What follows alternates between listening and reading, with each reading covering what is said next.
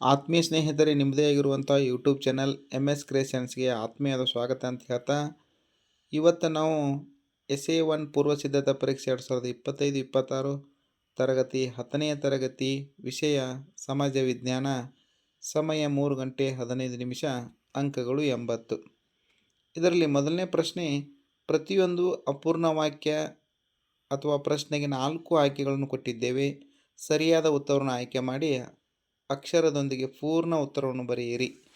ಒಟ್ಟು 8 ಪ್ರಶ್ನೆಗಳಿರ್ತಾವೆ. ತಲಾ ಒಂದಕ್ಕೆ 1 ಅಂಕ, ಒಟ್ಟು 8 ಅಂಕಗಳು. ಮೊದಲನೇ ಪ್ರಶ್ನೆ ಆಗಿರ್ತತಿ, ಮೊದಲ ಆಂಗ್ಲ ಮರಾಠ ಯುದ್ಧವು ಯಾವ ಒಪ್ಪಂದದ ಮೂಲಕ ಅಂತ್ಯವಾಯಿತು? Options A Bassein, B Salbai, C Lahore, D Pune. ಸರಿಯಾದ ಉತ್ತರ ಬಿ ಸಾಲ್ಬಾಯ್. ಎರಡನೇ ಪ್ರಶ್ನೆ, ಮೊದಲ ಆಂಗ್ಲ ಮೈಸೂರು ಯುದ್ಧದ ಅಂತ್ಯದಲ್ಲಿ ಸಹಿ ಮಾಡಿದ ಒಪ್ಪಂದ ಯಾವುದು?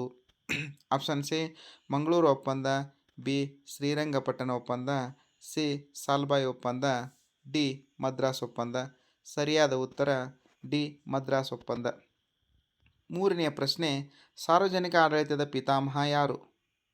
Options A Woodrow Wilson, B Weber, C Luther Gulick, D FM Marx. ಸರಿಯಾದ ಉತ್ತರ ಎ ವುಡ್ರೋ ವಿಲ್ಸನ್. ನಾಲ್ಕನೇ ಪ್ರಶ್ನೆ, ನಿಜಕ್ಕೂ ಇಡೀ ಮಾನವ ಕುಲ ತಾನೊಂದು ಒಲಂ ಎಂದು ಯಾರು ಹೇಳಿದರು? Options A Pampa, B Janna, C Ranna, D Ambedkar. ಸರಿಯಾದ ಉತ್ತರ ಎ ಪಂಪ. ಐದನೇ ಪ್ರಶ್ನೆ, ಸಂಘಟಿತ ಕಾರ್ಮಿಕರ ಉದಾಹರಣೆ ಯಾವುದು? ಆಪ್ಷನ್ಸ್ ಎ ತರಕಾರಿ ಮಾರುವವರು, ಬಿ ದೈನಂದಿನ ಕೂಲಿ ಕಾರ್ಮಿಕರು, ಸಿ ಗೃಹ ಕಾರ್ಮಿಕರು, ಡಿ ಶಿಕ್ಷಕರು. ಸರಿಯಾದ ಉತ್ತರ ಡಿ ಶಿಕ್ಷಕರು. ಆರನೇ ಪ್ರಶ್ನೆ, ಭಾರತದ ಅತಿದೊಡ್ಡ ಭೌಗೋಳಿಕ ವಿಭಾಗ ಯಾವುದು? ಆಪ್ಷನ್ಸ್ ಎ ಉತ್ತರದ ಮೈದಾನ, ಬಿ ಹಿಮಾಲಯ, ಸಿ ಕರಾವಳಿ ಮೈದಾನ ಮತ್ತು ದ್ವೀಪಗಳು, ಡಿ ಭಾರತೀಯ ಪ್ರಸ್ಥಭೂಮಿ. ಸರಿಯಾದ ಉತ್ತರ ಡಿ ಭಾರತೀಯ ಪ್ರಸ್ಥಭೂಮಿ. ಏಳನೇ ಪ್ರಶ್ನೆ, 11ನೇ ಪಂಚವಾರ್ಷಿಕ ಯೋಜನೆಯಲ್ಲಿ ಯಾವುದಕ್ಕೆ ಆದ್ಯತೆ ನೀಡಲಾಗಿತ್ತು? ಆಪ್ಷನ್ಸ್ ಎ ಶಿಕ್ಷಣ, ಬಿ ಕೈಗಾರಿಕೆ, ಸಿ ಸಮಗ್ರ ಅಭಿವೃದ್ಧಿ, ಡಿ ಕೃಷಿ. ಸರಿಯಾದ ಉತ್ತರ ಸಿ ಸಮಗ್ರ ಅಭಿವೃದ್ಧಿ. 8ನೇ ಪ್ರಶ್ನೆ, ಈ ಬಗೆಯ ಬ್ಯಾಂಕ್ ಖಾತೆಗೆ ಬ್ಯಾಂಕ್ ಬಡ್ಡಿ ಕೊಡುವುದಿಲ್ಲ ಮತ್ತು ಸೇವಾ ಶುಲ್ಕವನ್ನು ವಸೂಲಿ ಮಾಡುತ್ತದೆ. ಆಪ್ಷನ್ಸ್ ಎ ಚಾಲ್ತಿ ಖಾತೆ, ಬಿ ನಿಗದಿತ ಠೇವಣಿ ಖಾತೆ, ಸಿ ಆವರ್ತ ಖಾತೆ, ಡಿ ಉಳಿತಾಯ ಖಾತೆ. ಸರಿಯಾದ ಉತ್ತರ ಎ ಚಾಲ್ತಿ ಖಾತೆ. ಪ್ರಮುಖ ಪ್ರಶ್ನೆ 2, ಈ ಕೆಳಗಿನ ಪ್ರಶ್ನೆಗಳಿಗೆ ಒಂದೊಂದು ವಾಕ್ಯದಲ್ಲಿ ಉತ್ತರಿಸಿರಿ. ಒಟ್ಟು 8 ಪ್ರಶ್ನೆಗಳು, ತಲಾ ಒಂದಕ್ಕೆ 1 ಅಂಕ, ಒಟ್ಟು 8 ಅಂಕಗಳು. 9ನೇ ಪ್ರಶ್ನೆ ಆಗಿರ್ತತಿ, ನೀಲಿ ನೀರಿನ ನೀತಿ ಎಂದರೆ ಏನು? ಉತ್ತರ, ಭೂಮಿಯ ಮೇಲಿನ ಅಧಿಪತ್ಯದ ಬದಲು ಸಮುದ್ರದ ಮೇಲಿನ ಏಕಸ್ವಾಮ್ಯಕ್ಕಾಗಿ ಬಲಪಡಿಸಿದ ನೀತಿಯೇ ನೀಲಿ ನೀರಿನ ನೀತಿ. 10ನೇ ಪ್ರಶ್ನೆ, ಸಹಾಯಕ ಸೈನ್ಯ ಪದ್ಧತಿ ವ್ಯವಸ್ಥೆ ಎಂದರೆ ಏನು? ಸಹಾಯಕ ಸೈನ್ಯ ಪದ್ಧತಿಯು ಬ್ರಿಟಿಷ್ ಈಸ್ಟ್ ಇಂಡಿಯಾ ಕಂಪನಿ ಮತ್ತು ಭಾರತೀಯ ರಾಜ್ಯಗಳ ನಡುವಿನ ಒಂದು ಸೈನಿಕ ಒಪ್ಪಂದವಾಗಿದೆ. 11ನೇ ಪ್ರಶ್ನೆ, ಕೋಮುವಾದ ಎಂದರೇನು? ಉತ್ತರ, ಧರ್ಮದ ಆಧಾರದ ಮೇಲೆ ಸಮಾಜದ ವಿಭಜನೆ ಹಾಗೂ ಆ ನೆಲೆಯಲ್ಲಿ ಗುರುತಿಸಿಕೊಂಡು ಪರಸ್ಪರ ವೈಷಮ್ಯವನ್ನು ಬೆಳೆಸಿಕೊಳ್ಳುವುದನ್ನು ಕೋಮುವಾದ ಎನ್ನುವರು. 12ನೇ ಪ್ರಶ್ನೆ, ಪೂರ್ವಗ್ರಹ ಎಂದರೆ ಏನು? ಉತ್ತರ, ಒಬ್ಬ ವ್ಯಕ್ತಿ ಅಥವಾ ಒಂದು ಸಮೂಹದವರ ಬಗ್ಗೆ ಹೊಂದಿರಬಹುದಾದ ಪೂರ್ವ ನಿರ್ಧಾರಿತ ಮನೋಭಾವನೆ ಪೂರ್ವಾಗ್ರಹ. 13ನೇ ಪ್ರಶ್ನೆ, ಭಾರತದ ಹವಾಮಾನವನ್ನು ಪ್ರಭಾವಿಸುವ ಅಂಶಗಳು ಯಾವುವು? ಉತ್ತರ, ಸಮುದ್ರ ಮಟ್ಟದಿಂದ ಇರುವ ದೂರ, ಸಾಗರಗಳಿಂದ ಇರುವ ದೂರ, ಮಾರುತಗಳ ದಿಕ್ಕು. 14ನೇ ಪ್ರಶ್ನೆ, ಮಣ್ಣು ಸವೆತ ಎಂದರೆ ಏನು? ಉತ್ತರ, ಭೂ ಮೇಲ್ಮೈಯಲ್ಲಿ ಕಂಡುಬರುವ ಸಡಿಲವಾದ ಪದರವು ವಿವಿಧ ಪ್ರಾಕೃತಿಕ ಶಕ್ತಿಗಳಿಂದ ಸ್ಥಳಾಂತರ ಹೊಂದುವ ಪ್ರಕ್ರಿಯೆಯನ್ನು ಮಣ್ಣು ಸವೆತ ಎನ್ನುವರು. 15ನೇ ಪ್ರಶ್ನೆ, ಸರ್ ಎಂ ವಿಶ್ವೇಶ್ವರಯ್ಯರನ್ನು ಭಾರತೀಯ ಆರ್ಥಿಕ ಯೋಜನೆ ಪಿತಾಮಹ ಎಂದು ಏಕೆ ಕರೆಯುತ್ತಾರೆ? ಉತ್ತರ, ಏಕೆಂದರೆ ಭಾರತದ ಆರ್ಥಿಕತೆ ಅಭಿವೃದ್ಧಿಗೆ ಯೋಜನೆಯ ಅಗತ್ಯವನ್ನು ಒತ್ತಿ ಹೇಳಿದರು. 16ನೇ ಪ್ರಶ್ನೆ, ಬ್ಯಾಂಕರುಗಳ ಬ್ಯಾಂಕ್ ಎಂದು ಕರೆಯಲ್ಪಡುವ ಬ್ಯಾಂಕ್ ಯಾವುದು? ಸರಿಯಾದ ಉತ್ತರ ಭಾರತೀಯ ರಿಸರ್ವ್ ಬ್ಯಾಂಕ್. ಪ್ರಮುಖ 3ನೇ ಪ್ರಶ್ನೆ, ಕೆಳಗಿನ ಪ್ರಶ್ನೆಗಳ 2 ವಾಕ್ಯಗಳಲ್ಲಿ ಅಥವಾ 4 ಅಂಶಗಳಲ್ಲಿ ಉತ್ತರಿಸಿರಿ. ಒಟ್ಟು 8 ಪ್ರಶ್ನೆಗಳು, ತಲಾ ಒಂದಕ್ಕೆ 2 ಅಂಕಗಳಿರ್ತಾವೆ. ಒಟ್ಟು 16 ಅಂಕಗಳು ಇರುವಂಥದ್ದು. 17ನೇ ಪ್ರಶ್ನೆ ಆಗಿರ್ತತಿ, ದತ್ತುಪುತ್ರ ರದ್ಧತಿ ಸಿದ್ಧಾಂತವು ಇಂಗ್ಲಿಷರ ಅಧಿಕಾರ ವಿಸ್ತಾರಕ್ಕೆ ಹೇಗೆ ಸಹಾಯ ಮಾಡಿತು? ಉತ್ತರ, ದೇಶೀಯ ಸಂಸ್ಥಾನಗಳನ್ನು ವಿಲೀನಗೊಳಿಸುವ ಪ್ರಯತ್ನ. ಯಾವನೇ ಒಬ್ಬ ಭಾರತೀಯ ರಾಜನು ಮಕ್ಕಳಿಲ್ಲದೆ ಮೃತನಾದರೆ ಅವನು ದತ್ತು ತೆಗೆದುಕೊಂಡಿದ್ದ ಪುತ್ರನಿಗೆ ಹಕ್ಕಿರಲಿಲ್ಲ. ಬ್ರಿಟಿಷ್ ಸಾಮ್ರಾಜ್ಯದಲ್ಲಿ ವಿಲೀನ. ಸತಾರಾ, ಜೈಪುರ್, ಸಂಬಲ್ಪುರ್, ಉದಯ್ಪುರ್, ಝಾನ್ಸಿ, ನಾಗ್ಪುರ್ ರಾಜಕೀಯ ಅಸ್ತ್ರವಾಗಿ ಜಾರಿಗೊಳಿಸಿದನು. 18ನೇ ಪ್ರಶ್ನೆ, ಅಮರಸಳ್ಳ ಬಂಡೆಯನ್ನು ರೈತರ ಬಂಡಾಯ ಎಂದು ಏಕೆ ಕರೆಯುತ್ತಾರೆ? ಸರಿಯಾದ ಉತ್ತರ, ಅಮರಸೂಳೆ ಬಂಡಾಯ ಒಂದು ರೈತ ಬಂಡಾಯವಾಗಿತ್ತು. ಬ್ರಿಟಿಷರ ವಿರುದ್ಧ ಸ್ವಾಮಿ ಅಪರಾಂಪರ್ ಕಲ್ಯಾಣ ಸ್ವಾಮಿ ಮತ್ತು ಪುಟ್ಟಬಸಪ್ಪ ಬಂಡಾಯವನ್ನು ಸಂಘಟಿಸಿದರು. ಪುಟ್ಟಬಸಪ್ಪ ತಂಬಾಕು ಮತ್ತು ಉಪ್ಪಿನ ಮೇಲಿನ ಸುಂಕವನ್ನು ರದ್ದು ಮಾಡುವುದಕ್ಕಾಗಿ ಘೋಷಿಸಿದನು. ಇದರಿಂದ ರೈತರು, ಭೂ ಹಿಡುವಳಿದಾರರು ಬೆಂಬಲಿಸಿದರು. ಸರ್ಕಾರಿ ಕಚೇರಿಯನ್ನು ವಶಪಡಿಸಿಕೊಂಡನು. ಸರ್ಕಾರಿ ಅಧಿಕಾರಿಗಳನ್ನು ಬಂಧಿಸಿದನು. ಜೈಲು ಮತ್ತು ಖಜಾನೆ ಲೂಟಿ ಮಾಡಿದನು. ಸುಳ್ಯ ಅಮಲ್ದಾರನನ್ನು ಹತ್ಯೆ ಮಾಡಿದನು. 19ನೇ ಪ್ರಶ್ನೆ, ಸಾರ್ವಜನಿಕ ಆಡಳಿತವು ವ್ಯಕ್ತಿಯ ಜನನದಿಂದ ಮರಣದವರೆಗೆ ಸೇವೆಗಳನ್ನು ಒದಗಿಸುತ್ತದೆ. ಸಮರ್ಥಿಸಿ. ಉತ್ತರ, ಸಾರ್ವಜನಿಕ ಆಡಳಿತ ವ್ಯವಸ್ಥೆ ವ್ಯಕ್ತಿಯು ಅಗತ್ಯವಾದ ಸೇವೆಗಳನ್ನು ಒದಗಿಸುತ್ತದೆ. ಶಾಂತಿ ಹಾಗೂ ಸುವ್ಯವಸ್ಥೆಯನ್ನು ಕಾಪಾಡುತ್ತದೆ. ಜನರ ಪ್ರಾಣ ಹಾಗೂ ಆಸ್ತಿಯ ರಕ್ಷಣೆ ಮಾಡುತ್ತದೆ. ನ್ಯಾಯ ಒದಗಿಸುವುದು ಮತ್ತು ಶಿಕ್ಷಣ ನೀಡುವುದು. ಉದ್ಯೋಗಾವಕಾಶ ಕಲ್ಪಿಸುವುದು. ಅವಶ್ಯಕ ವಸ್ತುಗಳನ್ನು ಪೂರೈಸುವುದು. ದೇಶ ರಕ್ಷಣೆ ಮತ್ತು ಆರ್ಥಿಕ ಸಮಾನತೆಯ ಸೇವೆಗಳನ್ನು ಒದಗಿಸುತ್ತಿದೆ. 20ನೇ ಪ್ರಶ್ನೆಯಾಗಿರ್ತೈತಿ, ಅಸ್ಪೃಶ್ಯತೆಯನ್ನು ನಿರ್ಮೂಲನೆಗೊಳಿಸಲು ಸಂವಿಧಾನಿಕ ಮತ್ತು ಕಾನೂನು ಕ್ರಮಗಳು ಯಾವುವು? ಸರಿಯಾದ ಉತ್ತರ, ಸಂವಿಧಾನದ 17ನೇ ವಿಧಿಯು ಅಸ್ಪೃಶ್ಯತಾ ಆಚರಣೆಯನ್ನು ನಿಷೇಧಿಸಿದೆ. ಅಸ್ಪೃಶ್ಯತಾ ಅಪರಾಧಗಳ ಕಾಯ್ದೆ 1955, ನಾಗರಿಕ ಹಕ್ಕುಗಳ ಸಂರಕ್ಷಣಾ ಕಾಯ್ದೆ 1976, ಸಾರ್ವತ್ರಿಕ ಮತದಾನದ ಹಾಗೂ ಸಮಾನತೆಯ ಹಕ್ಕು, ಶೈಕ್ಷಣಿಕ, ರಾಜಕೀಯ, ಆರ್ಥಿಕ ಮತ್ತು ಉದ್ಯೋಗಾವಕಾಶಗಳಲ್ಲಿ ಮೀಸಲಾತಿ, ವಿಶೇಷ ಜವಾಬ್ದಾರಿಗಳನ್ನು ರಾಜ್ಯ ಸರ್ಕಾರಗಳಿಗೆ ವಹಿಸಿದೆ. ಅಥವಾ ಅದರ ಬದಲು ನಿರುದ್ಯೋಗದ ಕಾರಣಗಳು ಯಾವುವು ಎಂಬುದನ್ನು ಪ್ರಶ್ನೆ ಕೇಳಬಹುದು. ಉತ್ತರ, ಬಡತನ, ಅನಾರೋಗ್ಯ, ಭ್ರಷ್ಟಾಚಾರ, ಕೌಟುಂಬಿಕ ವಿಘಟನೆ, ಮೋಸ, ವಂಚನೆ, ಕಳ್ಳತನ. 21ನೇ ಪ್ರಶ್ನೆ, ಭಾರತದ ಪರ್ಯಾಯ ಪ್ರಸ್ಥಭೂಮಿ ದೇಶದ ಆರ್ಥಿಕ ಅಭಿವೃದ್ಧಿಯಲ್ಲಿ ಯಾವ ರೀತಿಯ ಪಾತ್ರ ವಹಿಸುತ್ತದೆ? ಉತ್ತರ, ಅಪಾರವಾದ ಖನಿಜ ಸಂಪನ್ಮೂಲಗಳಿವೆ, ನದಿಗಳು ಹರಿಯುತ್ತವೆ, ಜಲಪಾತಗಳಿವೆ, ಜಲವಿದ್ಯುತ್ ಶಕ್ತಿಯ ಉತ್ಪಾದನೆಗೆ ಅನುಕೂಲವಿದೆ. 22ನೇ ಪ್ರಶ್ನೆ, ಭಾರತೀಯ ಕೃಷಿ ಮಾನ್ಸೂನ್ ಜೊತೆ ಆಡುವ ಜೂಜಾಟ ಎಂದು ಸಮರ್ಥಿಸಿ. ಉತ್ತರ, ಪ್ರಧಾನ ಉದ್ಯೋಗವು ವ್ಯವಸಾಯ. ನೈಋತ್ಯ ಮಾನ್ಸೂನ್ ಮಾರುತಗಳು ವ್ಯವಸಾಯವನ್ನು ನಿಯಂತ್ರಿಸುತ್ತವೆ. ಮಳೆ ವಿಫಲವಾದರೆ ಬರಗಾಲ, ಅತಿ ಹೆಚ್ಚಾದಾಗ ಪ್ರವಾಹ, ಪ್ರಾಣಹಾನಿ ಮತ್ತು ಆಸ್ತಿಗಳಿಗೆ ಹಾನಿ. 23ನೇ ಪ್ರಶ್ನೆ, ನೀತಿ ಆಯೋಗದ ಉದ್ದೇಶಗಳು ಯಾವುವು? ಉತ್ತರ, ಭಾರತ ಸರ್ಕಾರದ ಅತ್ಯುನ್ನತ ಸಾರ್ವಜನಿಕ ನೀತಿ ಚಿಂತಕರ ಚಾವಡಿಯಾಗಿ ಕಾರ್ಯನಿರ್ವಹಿಸುವುದು. ಆರ್ಥಿಕ ಅಭಿವೃದ್ಧಿಯನ್ನು ವೇಗಗೊಳಿಸುವ ಕಾರ್ಯ. ಕೆಳಮಟ್ಟದಿಂದ ಸಂಪನ್ಮೂಲಗಳನ್ನು ಬಳಕೆ. ಆರ್ಥಿಕ ನೀತಿ ನಿರೂಪಣೆ. 24ನೇ ಪ್ರಶ್ನೆ, ಬ್ಯಾಂಕ್ ಖಾತೆ ತೆರೆಯುವ ಹಂತಗಳನ್ನು ವಿವರಿಸಿ. ಉತ್ತರ, ಬ್ಯಾಂಕ್ ಖಾತೆ ನಿರ್ಧಾರ, ಅಧಿಕಾರಿಯನ್ನು ಸಂಪರ್ಕಿಸುವುದು, ಪ್ರಸ್ತಾವನೆ, ಅರ್ಜಿ, ಖಾತೆ, ಪರಿಚಿತರ ಉಲ್ಲೇಖನ, ನಮೂನೆಯನ್ನು ಬ್ಯಾಂಕಿಗೆ ಒಪ್ಪಿಸುವುದು, ಅಧಿಕಾರಿಯ ಒಪ್ಪಿಗೆ, ಪ್ರಾರಂಭಿಕ ಠೇವಣಿ. ಪ್ರಮುಖ 4ನೇ ಪ್ರಶ್ನೆ, ಕೆಳಗಿನ ಪ್ರಶ್ನೆಗಳಿಗೆ 6 ವಾಕ್ಯಗಳಲ್ಲಿ ಉತ್ತರಿಸಿರಿ. ಒಟ್ಟು 9 ಪ್ರಶ್ನೆಗಳು, ತಲಾ ಒಂದಕ್ಕೆ 3 ಅಂಕ, ಒಟ್ಟು 27 ಅಂಕಗಳು. 25ನೇ ಪ್ರಶ್ನೆ ಆಗಿರ್ತೈತಿ, ಪ್ಲಾಸಿಯ ಯುದ್ಧದ ಕಾರಣಗಳು ಮತ್ತು ಪರಿಣಾಮಗಳನ್ನು ವಿವರಿಸಿ. ಕಾರಣಗಳು: ದಸ್ತಕಗಳ ದುರುಪಯೋಗ, ಅನುಮತಿ ಇಲ್ಲದೆ ಕೋಟೆಯ ದುರಸ್ತಿ, ಕಪ್ಪು ಕೋಣೆ ದುರಂತ. ಪರಿಣಾಮಗಳು: ಭಾರತೀಯರಲ್ಲಿದ್ದ ಅನೈತಿಕತೆ ಅಸಂಘಟನೆ ಪ್ರದರ್ಶಿಸಿತು. ಮೀರ್ ಜಾಫರ್ ಬಂಗಾಳ ನವಾಬ. ಕಂಪನಿಯು ಬಂಗಾಳದಲ್ಲಿ ವ್ಯಾಪಾರ ಹಕ್ಕನ್ನು ಪಡೆಯಿತು. ಮೀರ್ ಜಾಫರ್ನು ಕಂಪನಿಗೆ 17 ಕೋಟಿ 70 ಲಕ್ಷ ರೂಪಾಯಿಗಳನ್ನು ನೀಡಿದನು. 26ನೇ ಪ್ರಶ್ನೆ ಆಗಿರ್ತೈತಿ, ಭಾರತದಲ್ಲಿ ಇಂಗ್ಲಿಷ್ ಶಿಕ್ಷಣ ಪರಿಣಾಮಗಳನ್ನು ಪಟ್ಟಿ ಮಾಡಿ. ಉತ್ತರ, ಆಧುನಿಕತೆ, ಜಾತ್ಯತೀತತೆ, ಪ್ರಜಾಪ್ರಭುತ್ವ, ವೈಜ್ಞಾನಿಕ ಆಲೋಚನಾ ಕ್ರಮ, ರಾಷ್ಟ್ರೀಯವಾದಿ ದೃಷ್ಟಿಕೋನ, ಸ್ಥಳೀಯ ಭಾಷೆಗಳು ಮತ್ತು ಸಾಹಿತ್ಯ ರಚನೆ, ವಿದ್ಯಾವಂತ ವರ್ಗದ ಆಲೋಚನಾ ಕ್ರಮದಲ್ಲಿ ಬದಲಾವಣೆ, ವೃತ್ತ ಪತ್ರಿಕೆಗಳು ಹುಟ್ಟಿದವು, ಬ್ರಿಟಿಷ್ ಆಡಳಿತದ ಬಗ್ಗೆ ವಿಮರ್ಶಾತ್ಮಕ ಅಭಿಪ್ರಾಯ, ಹೊಸ ಸಾಮಾಜಿಕ ಮತ್ತು ಧಾರ್ಮಿಕ ಸುಧಾರಣಾ ಚಳವಳಿ, ಜೆ.ಎಸ್. ಮಿಲ್, ರೂಸೋ, ಮಾಂಟೆಸ್ಕೊ ಮುಂತಾದವರ ಚಿಂತನೆಗಳು, ವಿದ್ಯಾವಂತರ ಆಲೋಚನಾ ಕ್ರಮದಲ್ಲಿ ಬದಲಾವಣೆ. 27ನೇ ಪ್ರಶ್ನೆ, ಸ್ವಾಮಿ ವಿವೇಕಾನಂದರ ಕೊಡುಗೆಗಳು ಯಾವುವು? ಉತ್ತರ, ಜೀವನ ಪ್ರೀತಿಯಲ್ಲಿರುವ ಮಹತ್ವವನ್ನು ತಿಳಿಸಿದರು. ಕ್ರಾಂತಿಕಾರಿ ಸನ್ಯಾಸಿ, ವ್ಯಕ್ತಿ ಮತ್ತು ವ್ಯಕ್ತಿಯ ಇರುವಿಕೆಗೆ ಮತ್ತು ಸಾಮರ್ಥ್ಯಕ್ಕೆ ಮಹತ್ವ. ಮೋಕ್ಷಕ್ಕಾಗಿ ದುಡಿಯಲು ಪ್ರಾರ್ಥನೆ. ಯೋಗ ಸಮಾಜದ ಸೇವೆ. ರಾಮಕೃಷ್ಣಾಶ್ರಮ. ಚಿಕಾಗೋ ವಿಶ್ವಧರ್ಮ ಸಮ್ಮೇಳನ.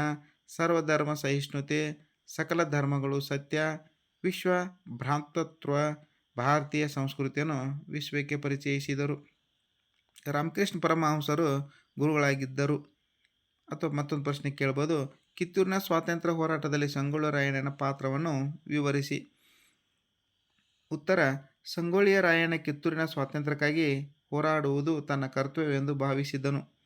ಚೆನ್ನಮ್ಮನ ಜೊತೆಯಲ್ಲಿ ಬ್ರಿಟಿಷರ ವಿರುದ್ಧ ಹೋರಾಡಿದನು. ಸೈನಿಕರನ್ನು ಸಂಘಟಿಸಿದನು. ಗುಪ್ತ ಸಭೆಗಳನ್ನು ನಡೆಸಿದನು.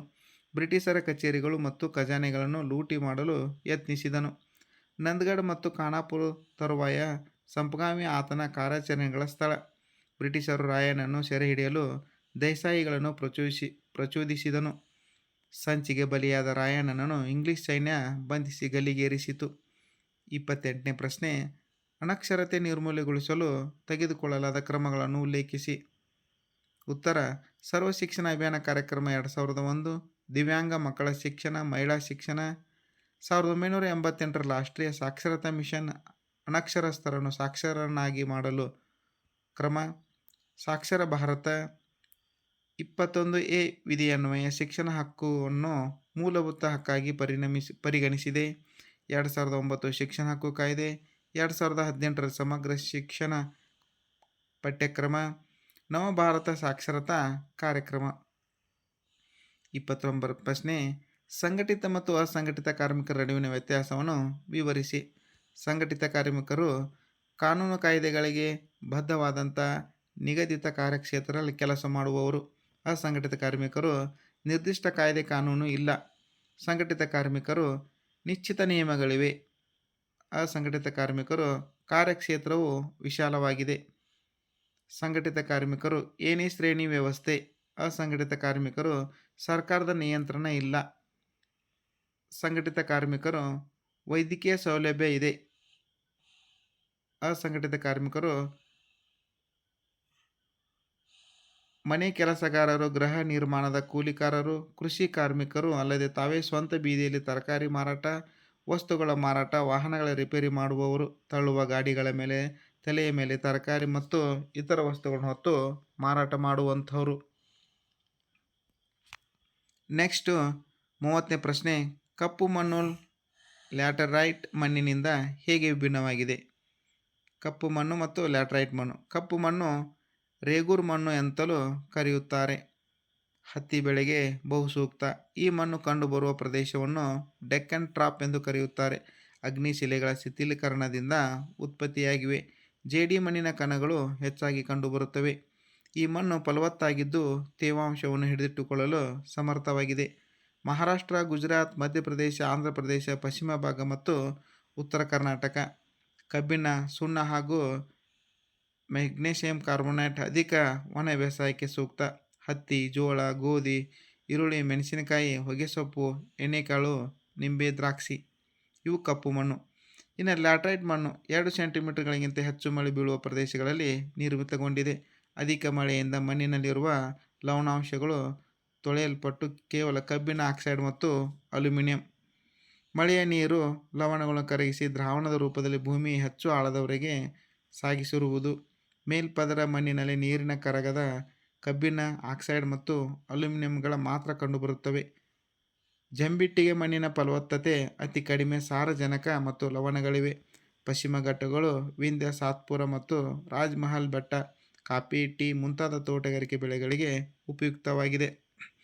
31ನೇ ಪ್ರಶ್ನೆ, ಅರಣ್ಯ ಸಂರಕ್ಷಣೆ ವಿಧಾನಗಳು ಯಾವುವು?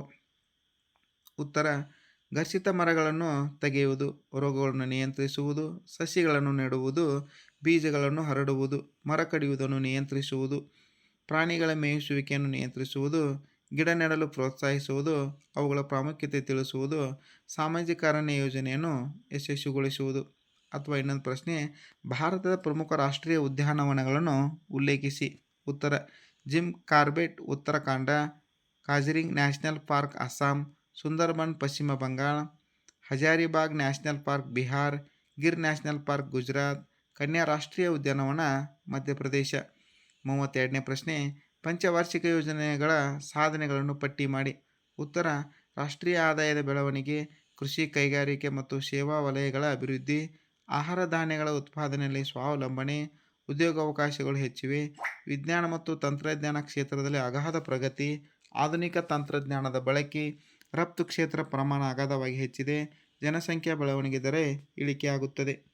ಅಥವಾ ಹಸಿರು ಕ್ರಾಂತಿ ಕಾರಣವಾದ ಪ್ರೇರಣಾ ಅಥವಾ ಪ್ರೇರಕ ಅಂಶಗಳು ಯಾವುವು?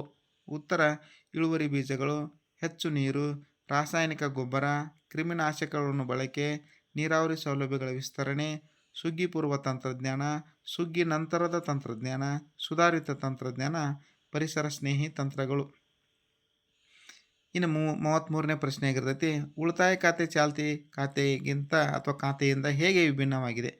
ಉಳಿತಾಯ ಖಾತೆ: ವೇತನ ಪಡೆಯುವವರು, ನಿಯಮಿತ ಆದಾಯ ಹೊಂದಿರುವವರು ಸ್ಥಾಪನೆ. ವಿದ್ಯಾರ್ಥಿಗಳು, ಹಿರಿಯ ನಾಗರಿಕರು, ಪಿಂಚಣಿದಾರ.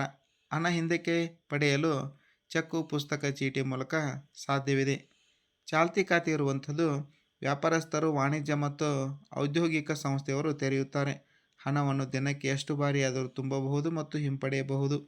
ಠೇವಣಿಗಳಿಗೆ ಬ್ಯಾಂಕುಗಳ ಬಡ್ಡಿಯನ್ನು ಕೊಡುವುದಿಲ್ಲ. ಅಥವಾ ಅದೇ ಪ್ರಶ್ನೆ, ಬ್ಯಾಂಕ್ನ ಕಾರ್ಯಗಳು ಯಾವುವು ಅನ್ನುವಂಥದ್ದು ಕೇಳಬಹುದು. ಉತ್ತರ: ಹಣದ ವಹಿವಾಟು, ವ್ಯಕ್ತಿ, ಸಂಸ್ಥೆ, ಕಂಪನಿ ಠೇವಣಿಗಳನ್ನು ಅಂಗೀಕರಿಸುತ್ತದೆ, ಸಾಲಗಳನ್ನು ಕೊಡುವುದು, ಪಾವತಿ ಮತ್ತು ಹಿಂದಕ್ಕೆ ಪಡೆಯುವುದು, ಲಾಭ ಮತ್ತು ಸೇವಾ ಭಾವನೆ, ನಿರಂತರ ವಿಸ್ತರಿಸುತ್ತಾ ಹೋಗುವ ಕಾರ್ಯಗಳು, ಸಂಬಂಧ ಕಲ್ಪಿಸುವ ಕೊಂಡಿ, ಬ್ಯಾಂಕಿಂಗ್ ವ್ಯವಹಾರ, ಹೆಸರಿನ ಗುರುತು. ಪ್ರಮುಖ 5ನೇ ಪ್ರಶ್ನೆ, ಕೆಳಗಿನ ಪ್ರಶ್ನೆಗಳಿಗೆ 8 ವಾಕ್ಯಗಳಲ್ಲಿ ಉತ್ತರಿಸಿರಿ. 4 ಪ್ರಶ್ನೆಗಳು ತಲಾ ಒಂದಕ್ಕೆ 4 ಅಂಕ, ಒಟ್ಟು 16 ಅಂಕಗಳು. ಕೃಷ್ಣರಾಜ ಒಡೆಯರ್ 4ರ ಸಾಧನೆಗಳನ್ನು ವಿವರಿಸಿ.